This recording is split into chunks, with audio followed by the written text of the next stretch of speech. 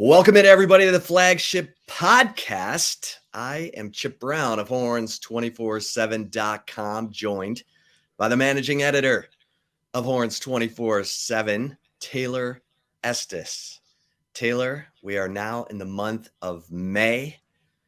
For the parents out there, your life of having kids in school is about to come to an end. So savor what you have left of this month before you're playing Uber mom and Uber dad, driving your kids all over the place for the summer. But we are also coming off the NFL draft, and it was an active NFL draft for the Texas Longhorns. As we talked about last week, Taylor, Bijan Robinson becomes the first Longhorn selected, first offensive player from Texas selected in the first round since Vince Young in 2006. 17 short years between Texas offensive players being selected in the first round. Bijan Robinson goes number 8 overall to the Atlanta Falcons. And I think it's a good opportunity for him, Taylor. Your thoughts? Yeah, I mean, I was a little surprised that he went as early as he did, but he deserved to be there. I mean, we talked about it, Chip, last week prior to the NFL draft about how, all of these NFL analysts and draft experts and all of that had pretty much the consensus that Bijan Robinson was probably a top 3, top 4 player overall, regardless of position in the 2023 NFL draft, but nobody expected him to be drafted where his talent level was. Like, nobody thought he was going to be the 3rd or 4th pick of the draft. I was really excited for him to see that he did go inside the top 10, because I will root for this kid for the rest of his life. Like, when he got drafted, I literally said, I was like, well, I don't follow NFL teams, but I guess I follow the Falcons now, because that is just how highly I think of Bijan Robinson, both as a player, probably more so as a person too. So I love the pick. It sounds like, if you missed it, Texas football released the audio of the phone call that Bijan got when he was in the green room prior to, his name actually being called. And the owner of the Falcons, he was just like, this is a dream come true for us to draft you. Like, everything that, and doing our due diligence, it just kept coming back to Bijan Robinson and how like elite and just amazing of a person and amazing of an athlete and talent he was. And it was really cool to hear that, because that's the owner of the organization. He went outside the box. I feel like the running back position in the NFL draft is pretty devalued in the current state of the NFL. So the fact that he went so early, I think it just speaks volumes of how talented this kid is and how easy he can win people over, because with his charm, with his skills, everything. I mean, I love the pick personally, Chip. How about you? Yeah, I mean, the Atlanta Falcons, they like to run the football. Now, last year they had Marcus Mariota at quarterback. He has been released. They're going to go with their second-year quarterback, Desmond Ridder from Cincinnati. So what's the best friend of a young, inexperienced quarterback? The running game. Yes. And they actually have a 1,000-yard rusher there already, Tyler Algiers, and that's good. You want to have a 1-2 punch. Cowboys fans know that they've had Ezekiel Elliott and Tony Pollard, and it allows you to, keep those guys from just taking a pounding, while also providing a 1-2 punch. Some depth, those kinds of things. But the Falcons have a Pro Bowl guard on their offensive line. And, they have a really talented tight end as well in Kyle Pitts, who was a first-round pick himself. So you look at the young nucleus of the Falcons, and who knows, maybe it's a team that can grow together and become a force in the NFC. Here's what I know about the NFC South.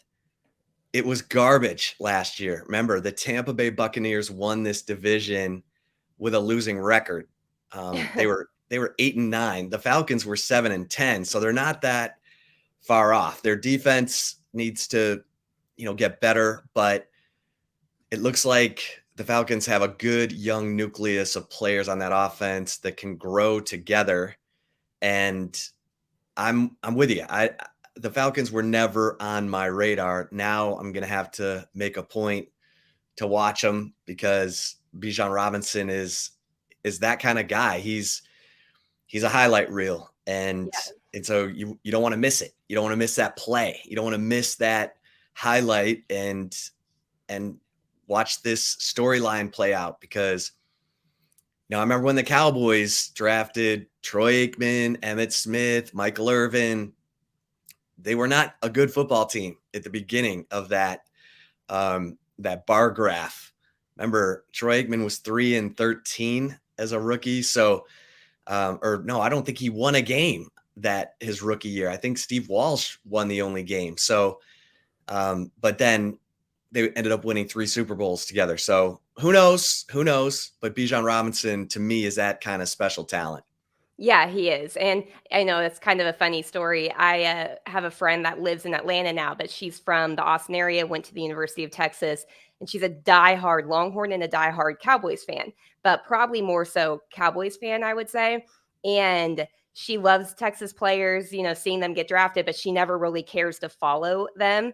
Well, her living in Atlanta now, when she saw that Bijan Robinson was drafted, she was like, "Well, I guess I'm a Falcons fan now." And I'm just like, oh my gosh, like this is a die-hard Cowboys fan. If you want to know the impact that Bijan Robinson has had on Longhorn Nation, I feel like that's a prime example because she literally like would never root for any other NFL team, regardless if it was littered with Texas players. One player goes to the Falcon, and now she's like, well, I'm a Falcons fan now. And that just shows the impact that Bijan Robinson really has. I'm excited to see him. It doesn't look like he's going to be wearing number 5, Chip.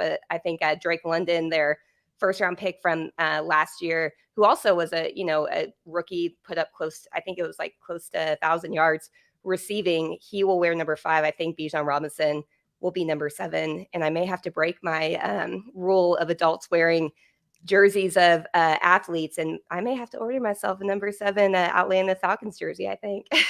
Yeah, I mean, and he's already got endorsement deals. Did you notice during the draft he was already in commercials for Old Spice and USAA? I mean, these are huge brands that have already lined up with Bijan Robinson, feeling comfortable in inking a deal with a rookie based on the pedigree and all the references and all the you know testimonials from the people around Bijan. So they won't be disappointed. He's an unbelievable pitch man, and he's going to make a ton of money in endorsement deals. There's no doubt about that. So Yeah. um, good stuff for Bijan Robinson. And I know Cowboys fans are excited that he did not fall to the Philadelphia Eagles, although the Yeah. Philadelphia Eagles may have ended up with the best player in the draft in Jalen Carter. We'll move on because DeMarvion Overshown might have had the coolest story going with his being selected in the 3rd round by the Dallas Cowboys. Now, I don't know how many Longhorn fans know that there's a walk-on receiver from Highland Park named Paxton Anderson, who is the son of Cowboys vice president Charlotte Anderson and the grandson of Cowboys owner Jerry Jones.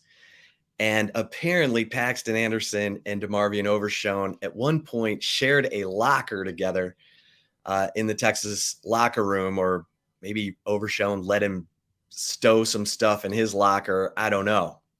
But according to Jerry Jones, his grandson, Pax, they call him, was lobbying for DeMarvion Overshown to be selected. Now, how much of that weighed into this decision? This was the 3rd round pick. I sure Right. hope grandchildren of owners are not making the pick, but he certainly is a character reference, Taylor. And the film speaks for itself. DeMarvion Overshown is a physical, just throw care to the wind about his body, fast, long defender. I love the idea of DeMarvion Overshown and Micah Parsons in that Cowboys defense because you got two guys that are just freak athletes. But how about this connection to Texas walk-on receiver Paxton Anderson? Yeah, no, it's really cool. And I mean, I think, yes, obviously, Jerry Jones is not going to use a third round pick just because his grandson liked him in the college, or he was nice to his grandson in college, and his grandson was a walk on. That's not going to happen. They're not going to waste any pick of the draft. It's not MLB draft that has what 40 freaking rounds. It seems like it's like never ending. It's not something like that. But I like that story. It's really interesting. It's a unique story. It's a unique connection. Good kid, Texas kid. I mean, he's always wearing a cowboy hat, I feel like. So it's like, why wouldn't he go to the Cowboys? And he's a really quality person off the field too. And I think if you're an NFL owner, you have to look at that nowadays. I mean, it's with the amount of money that they pay these guys, and I mean, it's just so much. You can't risk missing a lot of times, especially in the draft. And I think DeMarvion Overshown in the third round, I figured he would probably go day 2.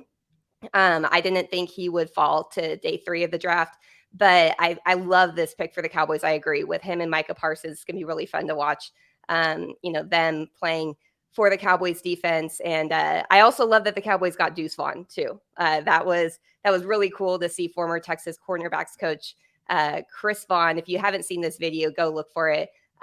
He's the assistant director, I think, of scouting for the Cowboys now. And he was able to call his son Deuce Vaughn, the Kansas State running back, and tell him that he was going to be going to work with him and they were going to be working together. I thought that was really cool. But I like the Cowboys draft. I think they did pretty well, but I do like DeMarvion Overshown going there too. I love it. I'm excited for DeMarvion Overshown, and you're right. He always wore a cowboy hat. He seemed like the ideal Dallas Cowboy. Roshan Johnson goes in the 4th round to the Chicago Bears. He is now going to be competing with D'Onta Foreman, former Longhorn, who won the Doak Walker Award in 2016, and has bounced around a little bit. Played last year in Carolina, signed a 1-year deal in Chicago. Also, Khalil Herbert, who is a second-year player in the running back room for the Chicago Bears. So Roshan Johnson with a great opportunity here, not only to be an impact player on special teams, but to actually get into the rotation at running back. And you're going to have 2 Longhorns in the running back room for the Chicago Bears. Yeah, I think that's the first time, I think since Henry Milton in 2009, that the Chicago Bears drafted a former Texas player. I think it's interesting though to see that the two of them now will be together. Okay, so we covered both of Roshan Johnson and D'Onta Foreman.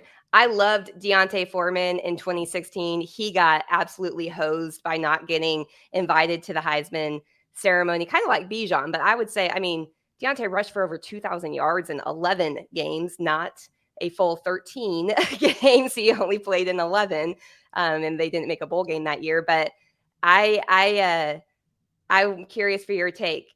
You're going toe-to-toe, Roshan Johnson, D'Onta Foreman. Who do you think is going to win that battle? Well, I think that Roshan Johnson's going to have a better career than D'Onta Foreman. Now, Foreman, the big question for him was always, can he stay focused and single-minded enough and be professional enough to have a long career in the NFL? And he's bounced around. And once you start bouncing around and signing 1-year deals, it means your time is ticking, and the sands through the hourglass are starting to pour pretty heavily. Now, look, Chicago loves to run the football. They love to play defense. They desperately need, D'Onta Foreman and Roshan Johnson and Khalil Herbert to emerge, because David Montgomery, their former running back, left and signed with the Detroit Lions. So, I think Roshan Johnson's going to win this battle in the end, even if Foreman is the primary ball carrier in 2023. I think he's the placeholder for Roshan Johnson and Khalil Herbert. they've got Khalil Herbert for another couple of years on his rookie contract, and then they'll have Roshan for 4 years on a rookie contract. So, Foreman's kind of the insurance policy here until those guys can establish themselves. And so, I think nothing against Deontay Foreman, because I'm with you. The kid played his heart out in 2016, 2,000-yard rusher.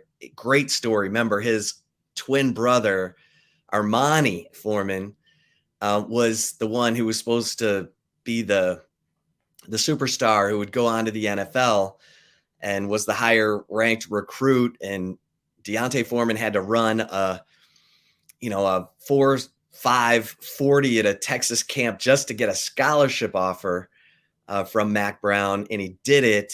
And so it's a great story, Deontay Foreman. And you're always, he got drafted by the Texans, and we were all like, I'm not sure if that's good because he's close to the friends at Texas City, and we don't want him to be close to his friends in Texas City. Because I remember one of the first photos after he got drafted was him walking out of some retail store with a receipt that was like a half-mile long with all of his buddies buying him stuff. And it just, anyway. So I'm cheering for both for sure. And it'd be great if they had kind of a thunder and lightning thing going on in Chicago for a while. But the way that Roshan approaches everything from such a professional standpoint, I'm gonna bet on Roshan Johnson in this one.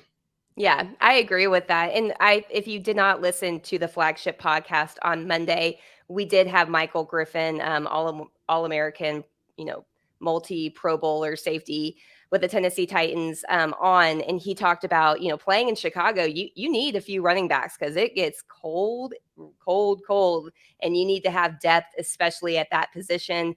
You want fresh bodies because he said it's hard to tackle when it's freezing cold out there at Soldier Field. So this is, I think, to stack the running back room is probably wise of the Bears. But I agree. I think Roshan is such a pros pro. It's hard to think he's not going to win out in the end and probably have a very long NFL career. Because I think if you talk to anybody at Texas who's covered Texas, anyone in college football, and if they know anything about Texas, you ask them about Roshan Johnson, I think the consensus response would be he would have been a starter at any other school in the country. Alabama. He would start probably at Georgia. They're like literally some of the top teams in the country would have been, chomping at the bit to get this guy in the transfer portal so that he could transfer to them because of the type of talent he has. But, his character, he stuck it out with Texas. He loved being at Texas, and, taking on that leadership role for Steve Sarkisian was huge. Steve Sarkisian, I think, owes Roshan a ton in his career, honestly, because of how crucial it was for Roshan to go to Sark and step up and, kind of ask if he can be that vocal leader, because they need somebody. They need the message to be said to the team by the team, not just by the coaches. And he, answered in such a big way. So, I love this. I think Roshan's going to have a very, very long NFL career. And I agree. Maybe it's Deontay that gets a little bit more carries this year, but long term, I think Texas may have two running backs in the NFL for a while. Yeah. No, it's exciting. Keandre Coburn, snacks, goes in the 6th round to the reigning Super Bowl champions. This is such a golden opportunity for Keandre Coburn. It's unbelievable because right now the Chiefs have a 7-year player in starter Danny Shelton at that kind of nose tackle position on their defensive line. But after that, it's wide open. Keandre Coburn, when you say 6th round draft pick, it's a long shot for him to make the roster, but it's there for the taking. And if you can be that point of attack, one technique, they call it, who can take on double teams and not get moved, you're going to be in the NFL for a long, long time. And why not do it in Kansas City in the prime of Patrick Mahomes and Travis Kelce's careers?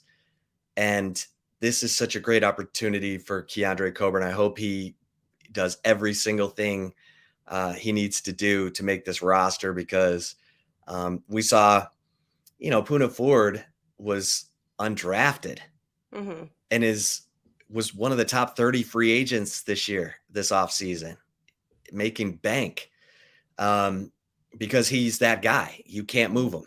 Yeah. Casey Hampton, two-time Super Bowl winner with the Pittsburgh Steelers, played the one technique. You can't move him. If you can do that, you're going to be in the NFL for a long, long time. So Keandre Coburn's got a great opportunity. I think he has a better opportunity than Moro Ojimo, who ends up going to the Philadelphia Eagles, the Super Bowl runner-up. But Taylor, he's in a long line of guys. In fact, he's behind Jalen Carter, who just got taken in the first round at that defensive tackle position. And, Moro Ojimo's going to have to make the Eagles as a special teams guy, which is not impossible. But typically, the special teams guys are more linebackers and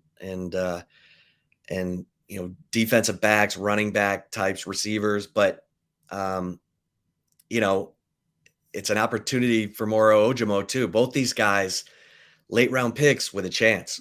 Yeah, and Moro Ojimo too. He's young. Like, remember, he's only 21 as a fifth year senior at Texas. So, because when he enrolled, I think he was 17 his first entire true freshman year at Texas in 2018. So this is a really young guy. I think his development took a little bit more time, but I think we've only scratched the surface of what Moro Ojimo could be developed into if he gets the right opportunity, the right type of coaching, all of that.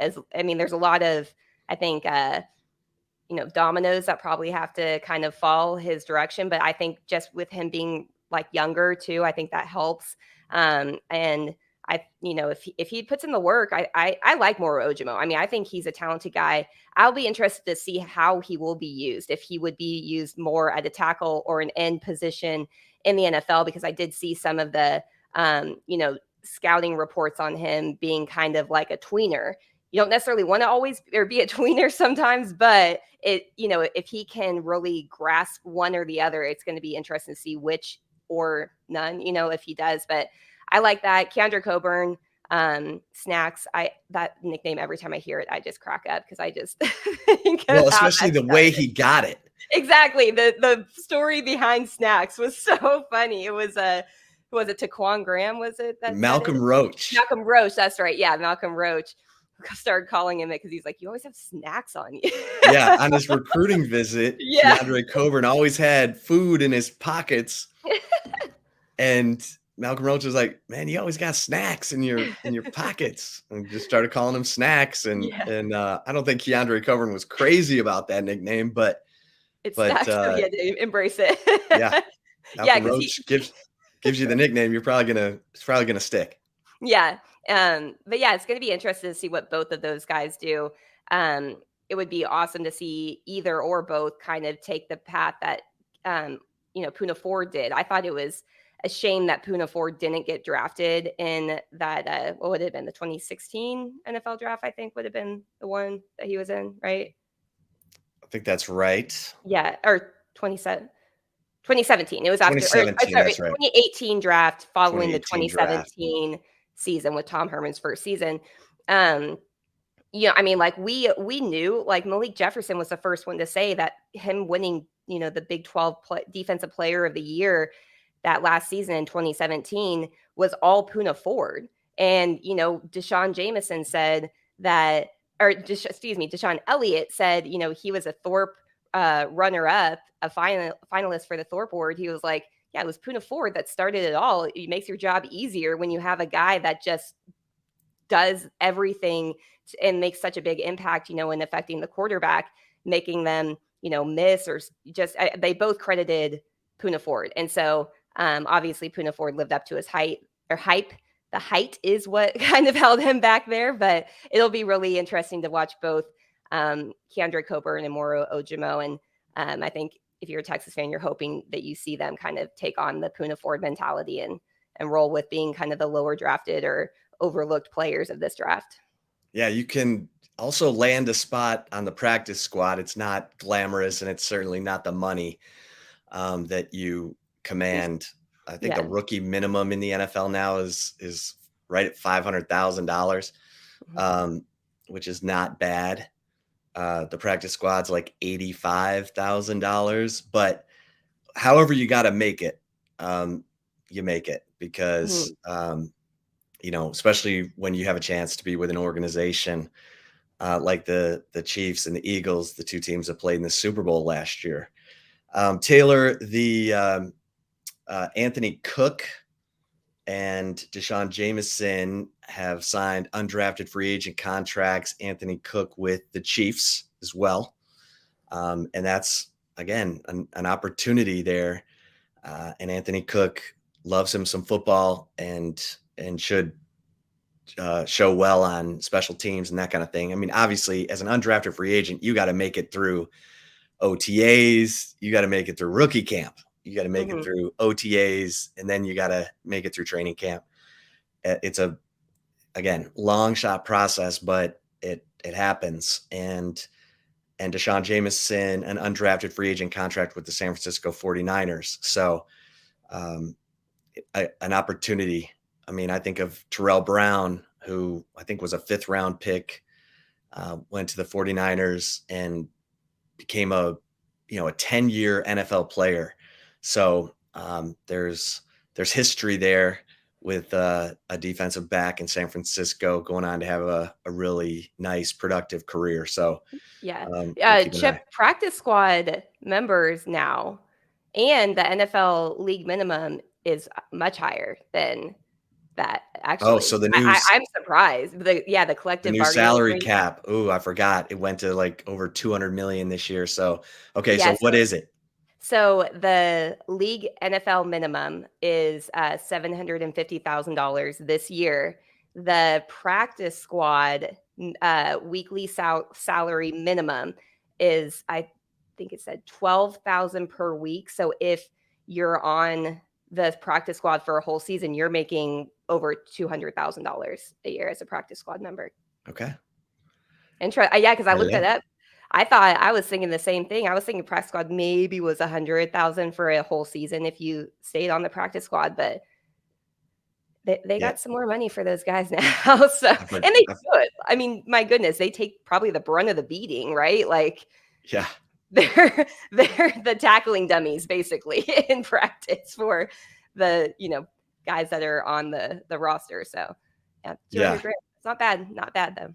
Well, I forgot the salary cap took a huge jump this year, so Yeah. I was going off some old numbers. But Yeah. hey, great opportunity for these guys, and that leads us back to um, the Texas Longhorns, current day Texas Longhorns, the transfer portal window that opened when Texas had its spring game on April 15th and closed on April 30th.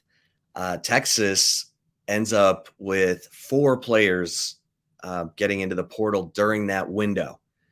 Brennan Thompson, the wide receiver, we've talked about him. He's now, I believe, committed to OU.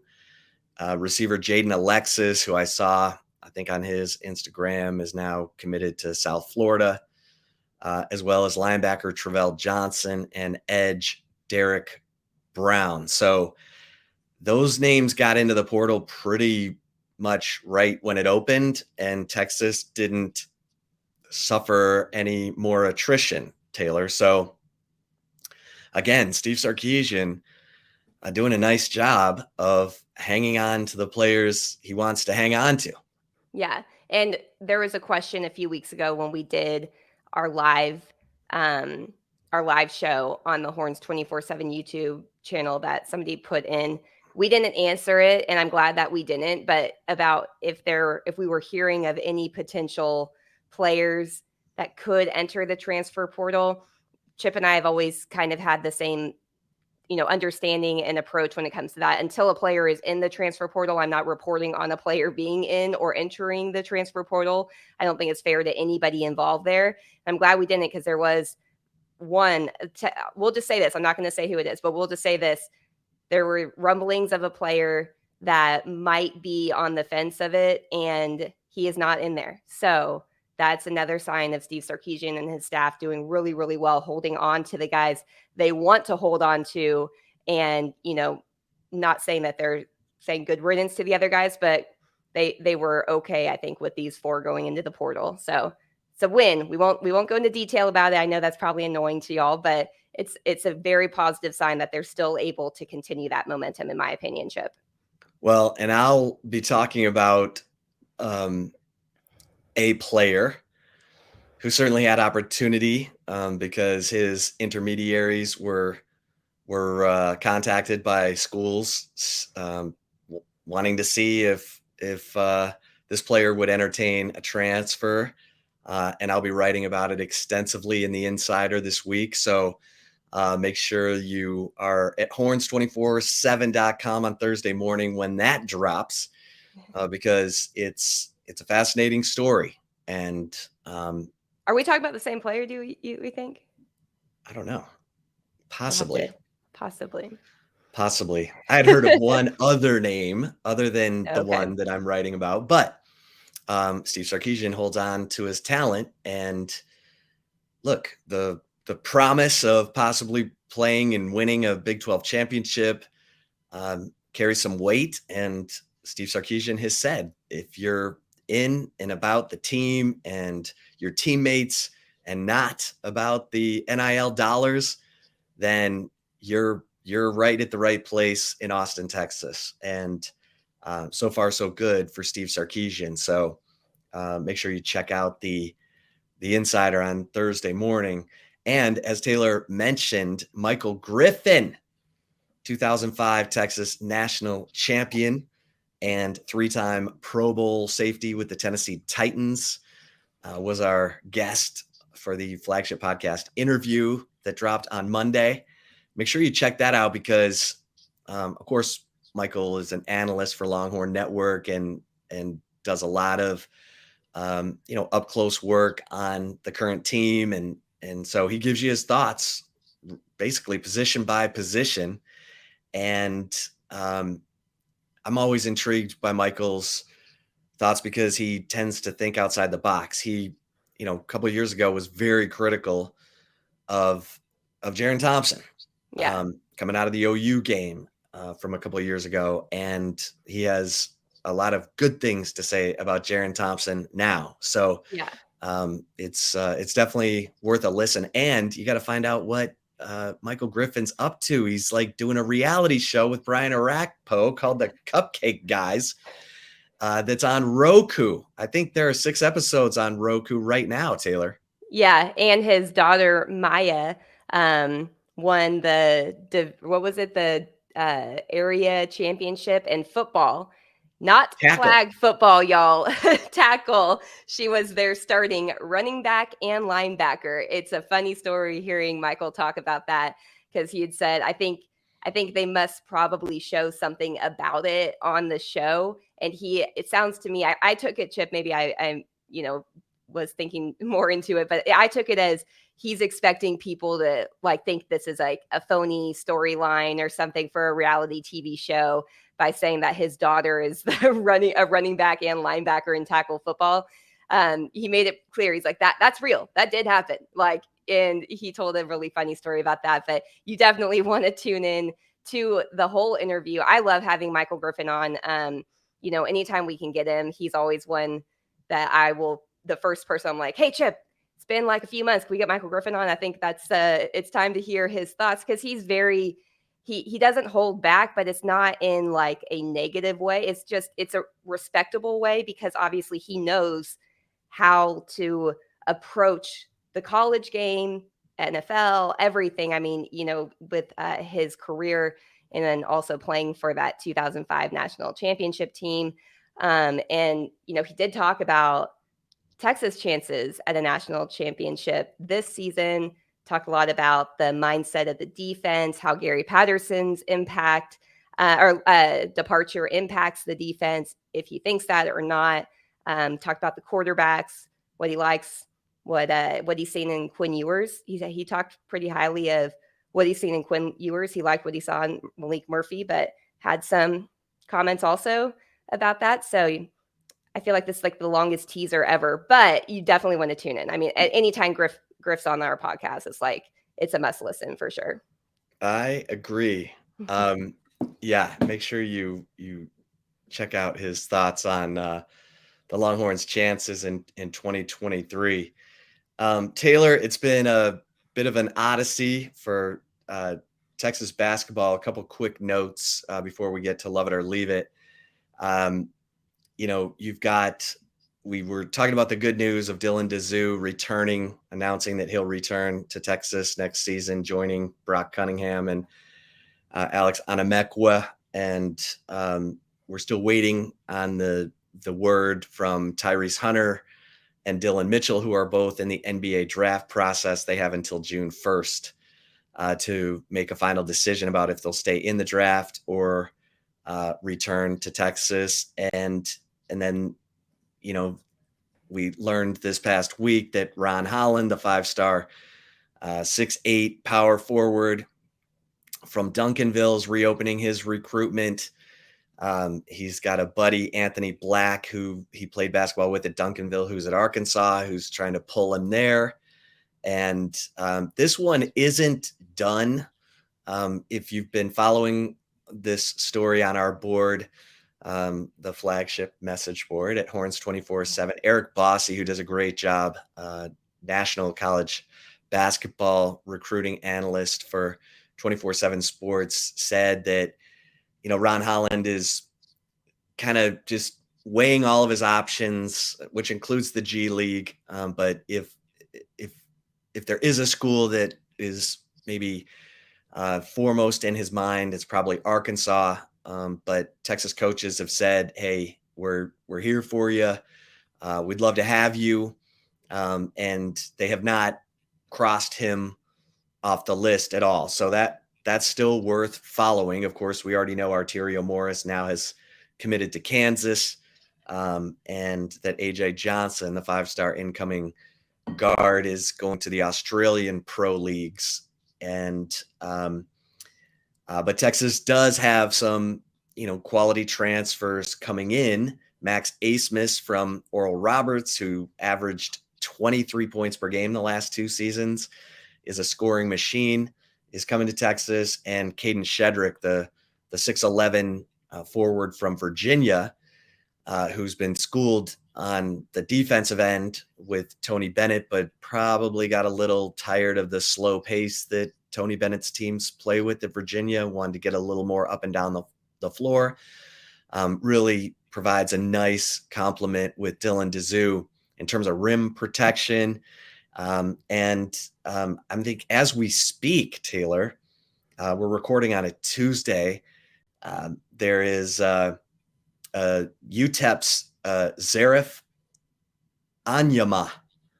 Say that 3 times fast.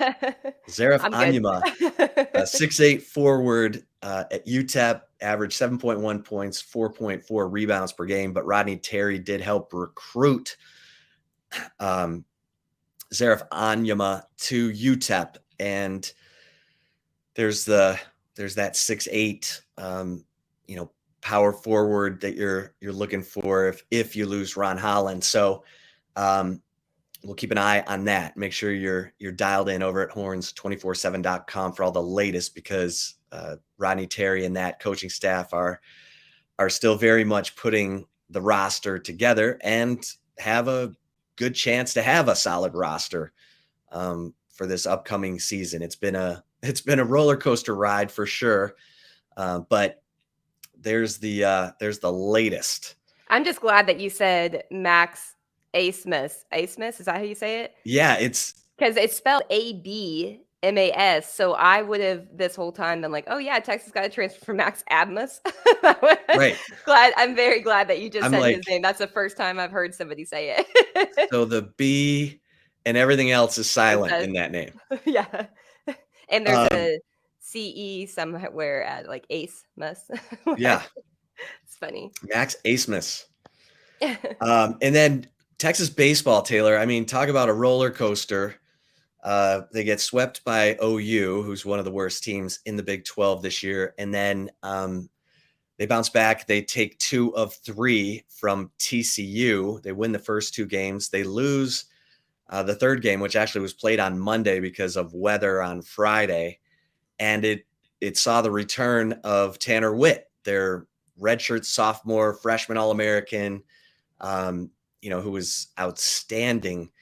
He was 2-0 last year with a 1 point something ERA when he, had the elbow injury that resulted in Tommy John surgery, and he started game 3 against TCU. He struggled, which is to be expected. David Pierce said he was a little too pumped up, his mechanics probably weren't, in place, and he ends up only going 2/3 of an inning.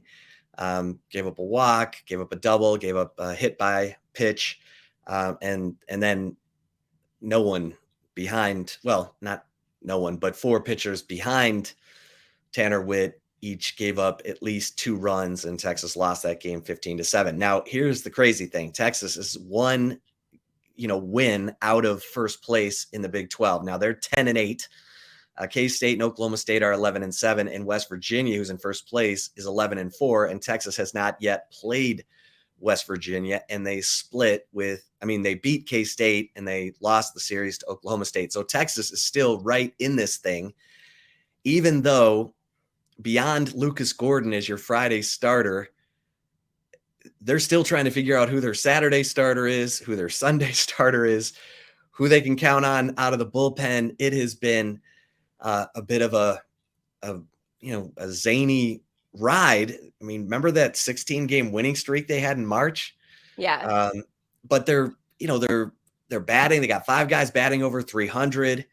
First baseman Jared Thomas has hit safely in 13 of the last 15 games, and he's not even batting 300, batting 281. They're fielding at a 980 clip, which is tied for first in the Big 12. I mean, I know people are down on this baseball team, but their goals are still there, which is something. So it's been a big transition year. Obviously, we've talked about David Pierce replacing both of his basically his whole assistant staff this past year. So they're still battling, and they'll play at Kansas this weekend, a series they desperately need to win. They need to sweep, and then they'll close out the Big 12 season with West Virginia in Austin. So let's see how this story ends, Taylor. It's crazy to hear, like, Texas baseball has 10 games left on the season. They've played 46 already. They still don't know who their Saturday and Sunday starters are, yet they're still in the mix for the big. I mean, I know that people are down on this baseball team, but that they should not be in this position in the conference, honestly, without knowing 2 of their 3 weekend starters. I mean, and the fact that they are, as down as you are, I just don't want to, how Texas fans can be sometimes. It's like they have a down year and it's like, is David Pierce the guy? Is he the guy? It's like, well, he did take them to Omaha last year. So this is why you don't just like make a coaching change or anything after one, up and down season or whatever. I mean, it's wild to think that Texas is still in the Big 12 title race, considering they only have one starting pitcher on the weekend known. I mean, that's absurd. Yeah. That will never happen. That never happens. It never happens anywhere, right? Like, I mean, especially in the Big 12. It's not like the Big 12, some scrub baseball conference, It's like, that's wild to think. Yeah. And it is a down year for the league. But look, you win the Big 12, you're in the NCAA postseason, and I don't care if you're hosting or not. And Texas definitely is not in line to host, but Yeah. They just need to get into the tournament and then try to make some stuff happen. Tanner Witt is going to get better with every appearance he makes. And who knows? People keep asking me, is the season over? I'm like, no. Like, the story of this season is going to be told in the last 10 games. Mm-hmm. It can go great. It can go terrible. We won't be surprised by either one. Right. But it's all there. I mean, they're still in this thing. And, you've had some really cool stories, you know, some of the transfers, you know, Peyton Powell, Porter Brown. It's been cool, and Jared Thomas coming to life at first base. And look, anything compared to last year in the home run, onslaught led by Ivan Melendez is going to be hard to top. But this team has scratched and clawed and battled, and they're still, right there in the Big 12 race. So let's see how this story ends. And Taylor, you ready for some love it or leave it? I am. Before we get to love it or leave it, we're going to take a very quick break, but stay tuned. We have a lot more Texas football talk coming up. We'll be right back. And if you're watching us on the Horns 24/7 YouTube channel, we will continue on here. All right, Chip, my first love it or leave it for you. You ready? I'm ready. I actually have a bonus one at the end, just as a heads up. Ooh, uh-oh. Chip does not know what that one is. We typically at least know the questions beforehand. We don't talk about what our answers are going to be, but he doesn't know that last question. So, first one, love it or leave it. You are surprised Michael Griffin didn't pick freshman Anthony Hill as his breakout player on defense for the upcoming season. You know what? I'm going to love this. Like, how could anyone not pick Anthony Hill as the surprise breakout player for the Texas Longhorns defense? Don't they know? Yeah, so Michael Griffin picked Terrence Brooks, the corner, who he really likes. He likes his frame. He likes his attitude. He likes his technique. Feels like the guy's going to break out. There's some thought that Gavin Holmes, the Wake Forest transfer, could end up being that field corner. Michael Griffin is saying, no, not so fast. Watch out for Terrence Brooks. I think that field corner is going to be so competitive. And I just have a feeling about Anthony Hill as a situational pass rusher that I'm gonna love this. Taylor, how about you? I'm going to leave it because, you also have to consider the What? position that Michael Griffin played, right? He played in the secondary. He's Fair probably enough. watching at practices that he's able to attend that we are not able to attend. That's probably what he is watching, I imagine, pretty intently. Not that he's not watching everything, but you're drawn to the position you played, right? He I guarantee watches defense way more than he does the offense if he's out at practice, since that's the side of the ball he played on. So I'm going to leave it. I'm not surprised. I do think Anthony Hill could definitely mold into being the breakout player on defense for the upcoming season. But hearing Michael Griffin say that about Terrence Brooks to me, I'm like, okay, well, this is somebody we need to watch as that, because I trust Michael Griffin. I mean, my goodness, he's how many 3-time Pro Bowler, I believe. And, he is so elite as a Texas X, a Longhorn legend, playing in that secondary under Mac Brown. And if he says something about a player in the secondary, it's going to be hard for me to question it until something shows otherwise. So I'm going to leave it. I'm not surprised. This is, and now Terrence Brooks, I'm like, all right, spotlight on you here. Terrence Brooks, come on, baby. All right. Love it or leave it, number 2. Second one, love it or leave it. You thought Texas would have more attrition during the April 15th through 30th transfer portal window. You know what? I'll love this. I probably did think there might be 1 or 2 more. And so for Texas to hang on to the talent that it has, other than Brennan Thompson and Travell Johnson and Derek Brown and Jaden Alexis. And I think Jaden Alexis and Brennan Thompson have a chance to be impact players at their new schools right now. Brennan Thompson committed to OU, Jaden Alexis committed to South Florida. But, I'll love this. I probably thought there'd be 1 or 2 more players. So how about you, Taylor? Yeah, I think that's fair. It's so new that it's hard not to expect a flood, right? Now I do think it's a little bit different maybe it's a little different, and we should be training our minds to think this after hearing Steve Sarkisian essentially straight up say, if you enter the transfer portal, you're not coming back.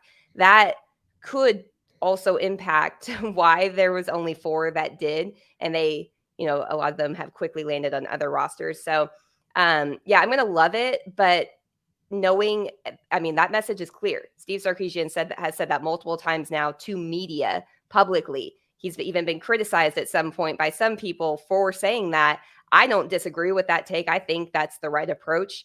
It's kind of like I said last week, like if you're married, you can't just say like, hey, we're gonna like separate for a little bit just so I can test the waters and see if there is greener grass, or the grass is greener on the other side or something like that. No, you can't do that. Like, so why should you be able to do that with any commitment that you do make? So yeah, I think we got to probably get out of that mindset, but I do love this thinking. I think I expected more of a flood just because it just seems to be so up and down with the train. You never know. It's a wild, wild west, right? Like I Yeah. just never know what you're going to get with the transfer portal. So, Yeah. Fair enough. All right. all right. Love it or leave it. Number 3. Final of the ones that you know about. Love it or leave it. DeMarvion Overshown's engaging personality helped him get drafted by the Dallas Cowboys in the 3rd round because he befriended Jerry Jones' grandson at Texas. Helped him? Yeah, I'll love this. I mean, I'll be honest. I had not put 2 and 2 together. I covered the Cowboys for 3 years. I know Charlotte Anderson. I know Paxton Anderson's parents. His dad's name is Shy Anderson, and he looks like the Marlboro Man.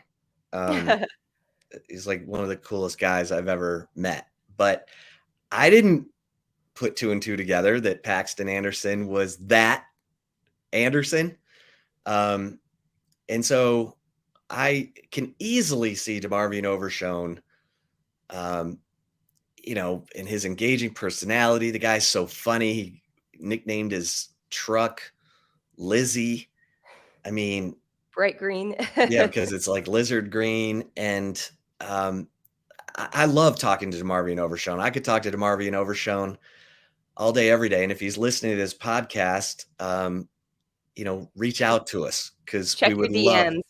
Yeah, check your IG. Good God, I feel like a creeper trying to reach some of these guys. But yeah, I'm gonna love this because Jerry Jones said that Paxton Anderson was, lobbying for DeMarvion Overshown, but helped. It's not the sole reason. Right. Yes. Obviously, DeMarvion Overshown's film took care of that because the guy is just fun to watch. I mean, talk about a guy who just gives up his body for his love of the game. I cannot wait to see the Cowboys defense with Dan Quinn running things and having DeMarvion Overshown and Mike Parsons on the field together. Taylor, how about you?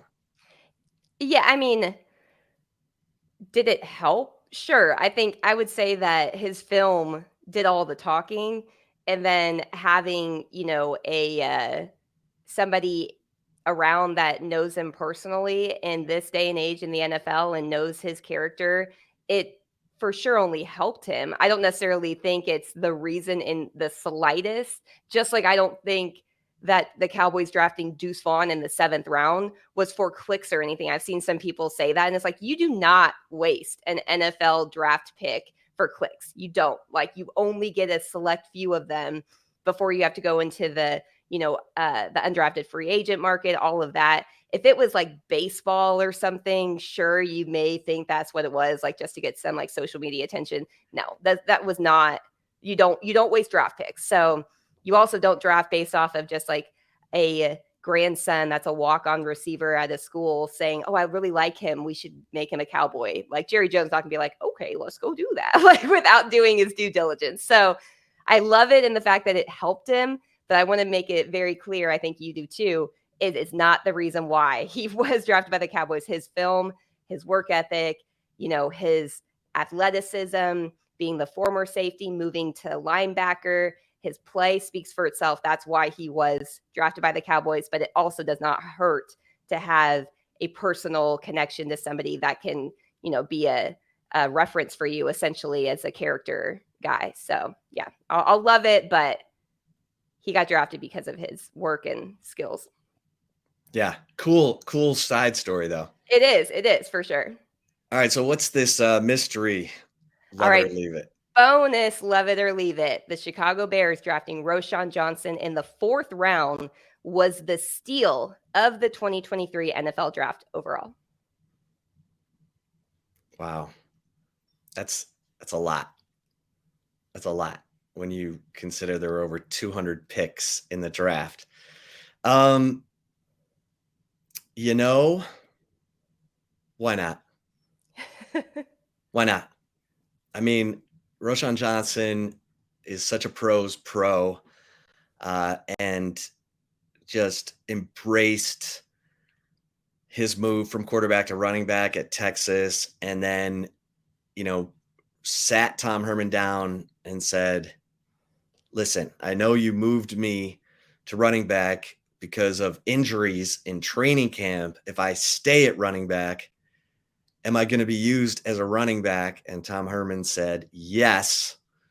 And now look at this story. So on top of that, he is a special, he was on 4 of the 5 special teams. Yeah. He was the leading tackler. The guy's presence and his leadership. Remember, it was his deal that if the locker room wasn't clean, they were going to run as a team. And the next Monday, they ran as a team, and then they never ran again. Yeah. And that was his doing, not the coaches. So Roshan Johnson is that guy who doesn't care what anybody thinks of him. He's just going to do things right. And I'm hoping that this guy goes on to have an unbelievable career. And it's possible. I mean, I talk about Priest Holmes all the time. Guy was an undrafted free agent. He was kind of injury prone at Texas. He's now the number 48 all-time rusher in NFL history, and was the Kansas City Chiefs all-time leading rusher until Jamal Charles replaced him. So why not, Taylor? I'll go with this feel-good story. How about you? Yeah, I mean, it's hard not to point to Jalen Carter going to the Eagles. However, his slide is because of a potential off the field situation with him, being somehow, I don't know all the details, so I don't want to speak out of turn, but him having some sort of involvement in that car accident or was, around when that car accident happened that killed a Georgia football player and a recruiting staff member. So I think that's why he did slide a little bit. But I'm going to go with Roshan Johnson too. Like as big, Jalen Carter was supposed to be one of the first people drafted. He still got drafted, in top 10. Roshan Johnson in the 4th round was a steal, in my opinion. I mean, I know a lot of Cowboys fans that were hoping that either Bijan would fall in the 1st round to the Cowboys, which was never going to happen, or that Roshan Johnson would maybe be a 3rd round pick to the Cowboys. Obviously, the Cowboys used that 3rd round pick on DeMarvion Overshown. So Roshan, I feel like if he would have been the starting running back at any other Power 5 program, he probably would have been for sure a day 2 pick, I would say, for sure. Like he probably would have been the 2nd highest drafted player. I truly do believe that. So I think this is a steal. Roshan's everything about him. He has a forever fan, I think, in both of us. Like you just have to respect this kid, his work ethic, everything about him. This is fantastic. I think that was the best pick of the draft. I really do. Well, it's going to be fun to watch because these guys are all so easy to root for. They are. Bijan Yes. Robinson, Roshan, DeMarvion Overshown, Keandre Coburn, Moro Ojimo. These guys, we've gotten a chance to know them over the last 4 or 5 years. And these guys are all guys you're easy to cheer for. And, engaging, love the game. And so. And do things right too. That's the biggest thing too. Yeah. And I want to people may hear us say this, Chip, right? And they may be like, oh, you guys are such homers. You cover these guys. Of course, you're going to say this. No, we've never said this about any other draft class. Like from top to bottom ever. I've never heard you say that ever. I've never said that ever. This is not just because we cover them and we're some like Texas homers. It's literally the truth of the situation with all five. Those are all five high character guys, very, very talented guys with very high ceilings. This is a very good draft class that Steve Sarkisian can add to his resume. Yeah, for sure. And make sure you check out the Flagship podcast interview with Michael Griffin from Monday, because you'll always, and stick with it to the end so that you get all the reality TV show nuggets, the cupcake guys on Roku. And Michael also Griffin. his story about Roshan Johnson, his freshman year when he was still playing quarterback, is freaking hilarious. You want to know what type that Roshan, it gives it his all every play. He tells a story about Roshan throwing an interception, and he was just like, oh my gosh, that poor player just got lit up by the quarterback just taking him out because he was so angry that he threw that interception. It's like, that's the type of talent. That's why I think Roshan moving to running back was a fantastic decision. I'm glad that Tom Herman had him stick with it too. And I'm glad that he did stick it out, because I really thought, as a quarterback prospect, he was talented, but I think this was 100% the best move for his future. Yeah. To move to running back and stay there. Yeah. Yeah. He could play. He's one of those guys who could play 3 different positions. Yes. Including defense, and he'd be a plus player. So, Mm-hmm. Okay, good stuff, everybody. Thanks for listening to the Flagship podcast. Make sure you check out the Michael Griffin interview, and make sure that you're subscribed at horns247.com, so you're getting all the latest on the recruiting season as it continues through the summer. Remember, Arch Manning committed during the summer last year. June. Yep. So you want to be plugged in to horns247.com year round, and make sure you're an annual subscriber so that you get the VIP access to all the other team sites on the preeminent 24/7 Sports Network. And make sure you're subscribed to the Horns 24/7 YouTube channel.